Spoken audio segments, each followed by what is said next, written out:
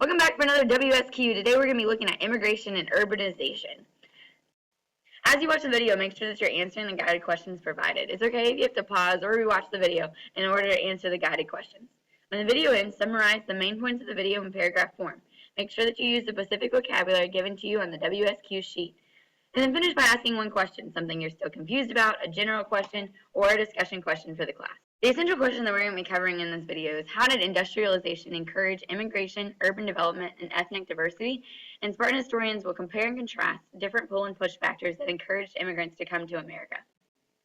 The old immigrants who came to the United States arrived around 1800, and they came from Northern and Western Europe and also China to help build the Transcontinental Railroad and work in the factories that began to emerge at the beginning of the 1800s. A lot of them wanted a new voice in government, some more religious freedom, and also economic opportunities. They were mostly Protestants, and that means that they were very culturally similar to the American immigrants that had already came in the early 1700s. They settled both in cities and in rural areas, taking up jobs in factories and farming industries. The new immigrants started arriving around 1880 and into the 1900s, and they were very different from the immigrants who had already come. They mainly came from Southern and Eastern Europe.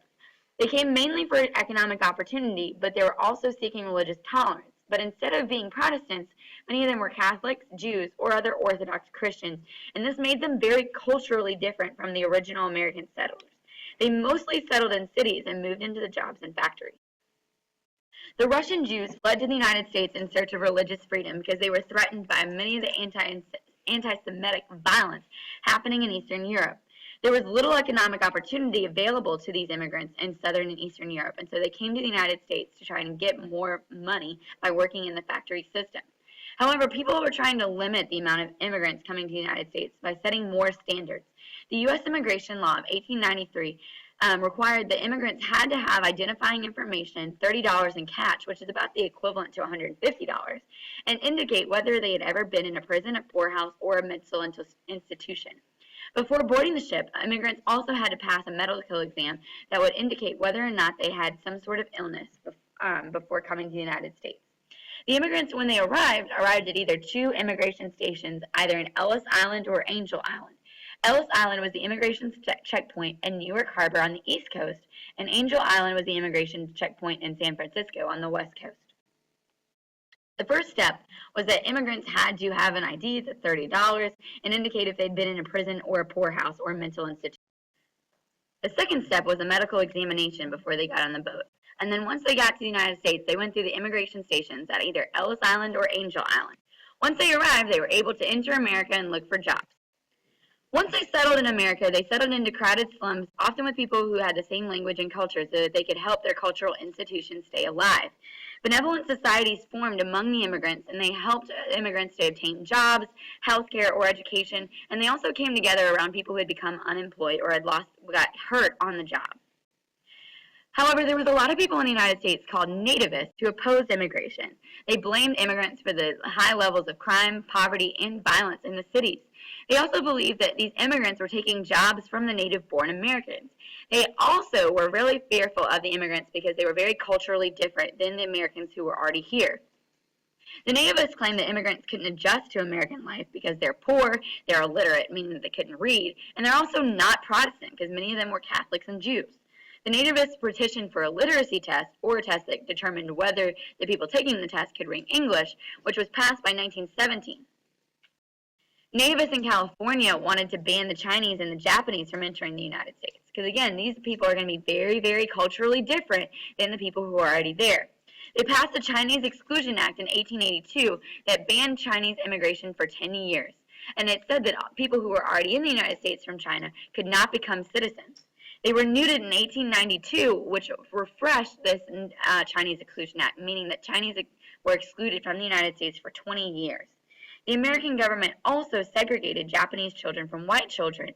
The Japanese and Americans agreed to the Gentleman's Agreement, however, which said that Japan as a country would prevent any unskilled workers from coming to the United States, and the United States would desegregate the schools and allow Japanese children to attend school with white children. In the cities, there was a lot of changes that were happening that were related to new technology. Mass transportation systems such as trolleys and the underground had allowed upper and middle class to live outside of the cities. The addition of the automobile also allowed the upper and middle class to move outside of the cities because they were the only one that could afford cars. The poorest could not afford to live outside of the city because they couldn't afford the different types of transportation. They had to live within walking distance to their jobs. People were also fearful of the loss of green spaces, and so Frederick Law Olmsted and a couple other city planners began to plan for parks in the big cities, such as Central Park in New York City and Hyde Park in Chicago. The richest Americans in the 1800s start to that were making their money in industry and business began to make a spectacle of their wealth. And this was why this time period is called the Gilded Age. The Gilded Age is when something is gilded. It's gold or silver or some sort of beautiful metal on the outside, but it is a cheaper metal on the inside. Women were encouraged to be homemakers, and their whole job at home was to organize, to decorate, to entertain, to supervise servants, and also to provide moral and social guidance to her family. With the growth of industry, this led to an increase in the middle class because there was new jobs that were created in the mid-level of the businesses. These were called white-collar jobs because of the white collars that they wore. These jobs were like managers, accountants, kind of mid-level type managerial jobs. Some women in the middle class were able to work outside of the home, but the expectation was that once you got married, you became homemakers. There's a lot less time going to be spent on doing housework because of new inventions, and this gave them a lot more time for activities. Middle-class women primarily got involved in activism with the abolition movement or the women's rights movement, and also joined social clubs. The poor, there was a large amount of immigrants within the working class poor. They allowed employers to keep wages low because there were so many of them. When supply is high, the price is going to be low. The working classes crowded into rundown apartments that were called tenements. On the picture on the right, you can see a picture of what's called a dumbbell tenement. In these tenements, there's usually only one bathroom for the entire hall. Housekeeping is going to be pretty laborious in the tenements, and it's going to be labor intensive because there's no running water. In addition to housekeeping, they also had to work all the time. As you watch the video, make sure that you answer the guided questions provided. It's okay if you have to pause or to rewatch the video in order to answer the guided questions. When the video ends, summarize the main points of the video in paragraph form using the specific vocabulary on the WSQ sheet. And then finish by asking one question. This can be something you're still confused about, a general question, or a discussion question for the class. Thank you for joining me for this WSQ, and I'll see you in class.